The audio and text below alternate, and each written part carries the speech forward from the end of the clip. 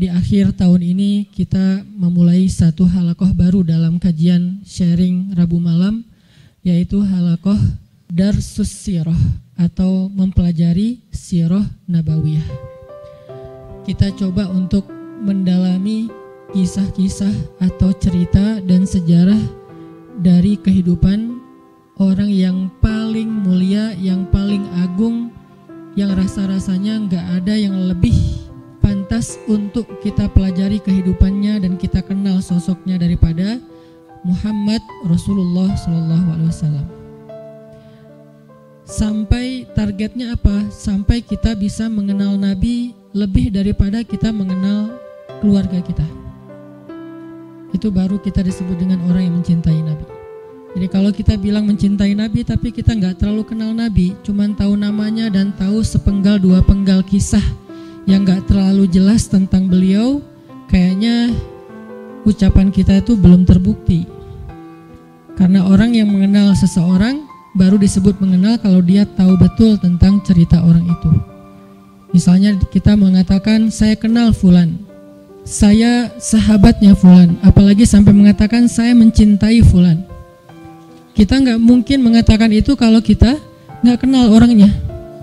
Kalau sampai kita mengklaim mengenal Nabi tapi kita nggak tahu apa-apa tentang Nabi kecuali secuil kisah, berarti jangan-jangan kita belum jujur.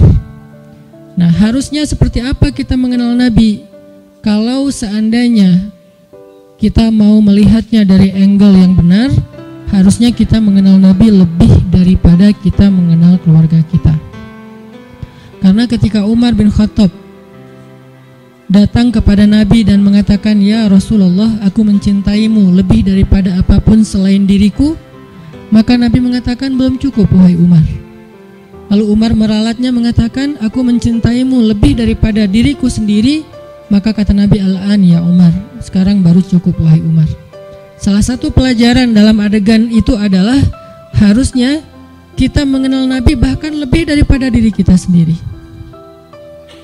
Kita mengenal Nabi lebih daripada keluarga kita. Seperti apa kita mengenal ibu kita, ayah kita, pasangan kita buat yang udah punya pasangan, atau anak-anak kita. Maka kita belajar mengenal Rasulullah SAW lebih daripada mereka semua. Seorang ibu tahu betul karakter anaknya. Seorang ayah tahu betul tentang kebutuhan anak-anaknya. Seorang suami atau istri tahu betul tentang sifat pasangannya. Anak tahu betul apa yang baik untuk orang tuanya, apa yang menyenangkan hati orang tuanya, dan seterusnya. Maka harusnya kita lebih tahu betul tentang Nabi daripada keluarga kita. Ini salah satu goalsnya, sampai kita bisa mengenal Nabi lebih daripada keluarga kita sendiri. Dan ini bukan hanya buat teman-teman di sini, tapi juga buat saya pribadi.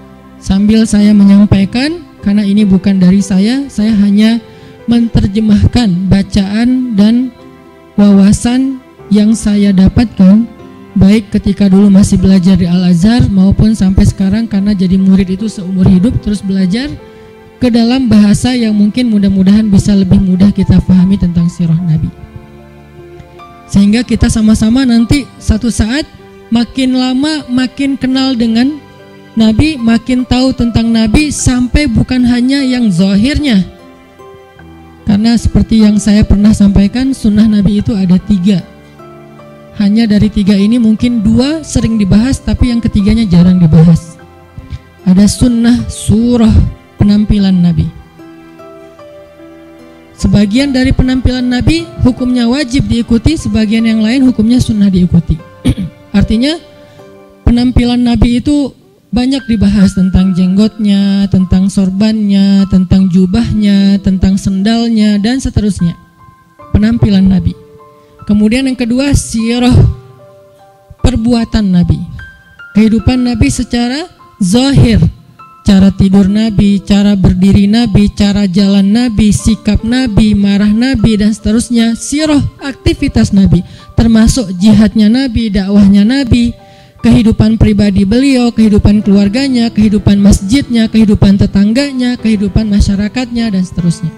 Sirah itu banyak dibahas dan sekarang pun kita sedang membahas itu. Tapi ada satu hal yang jarang dibahas, sarirahnya Nabi. Jadi ada surah, ada sirah, ada sarirah, perasaan Nabi.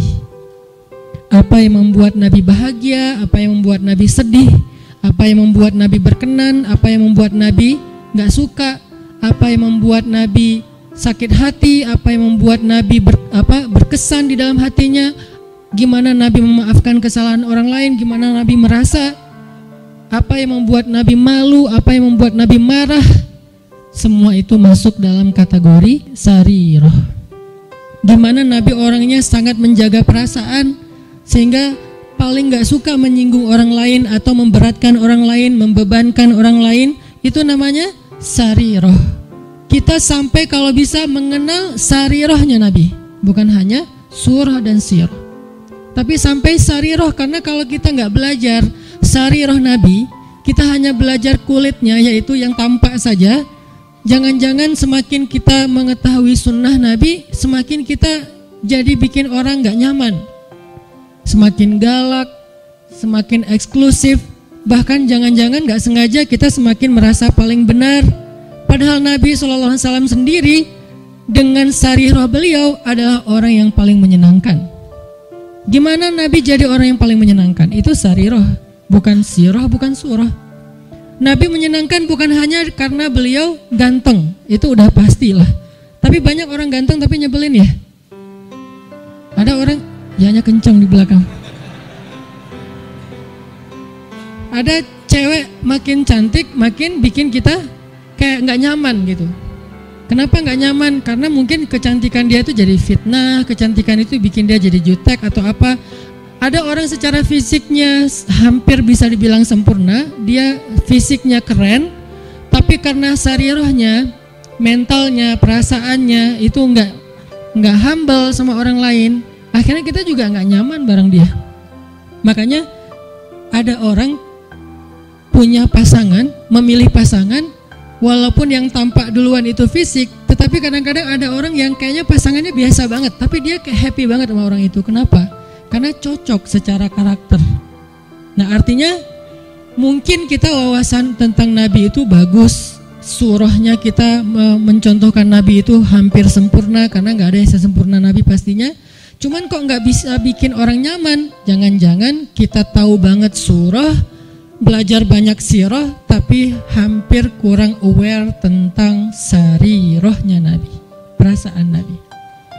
Ada hadis ketika Nabi menyampaikan hadis itu nyaman didengar. Ketika kita yang ngomongin hadis yang sama, kok jadi bikin orang gak suka, jadi bikin orang sedih gitu. Jangan-jangan bukan teks hadisnya. Hadisnya sahih, bahkan mutawatir, Bukhari, Muslim. Tapi hadis yang sahih itu ketika Nabi yang menyampaikan, orang nyaman. Ketika kita yang menyampaikan, orang malah sedih. Berarti ada sarirah yang kelewat, yang miss, yang kita nggak mempackaging, membungkus teks tadi ketika kita menyampaikan kepada orang lain. Nah kita pengen belajar kehidupan Nabi itu bukan hanya yang tampak, tetapi kita pengen mendalami dari sisi-sisi sarirahnya.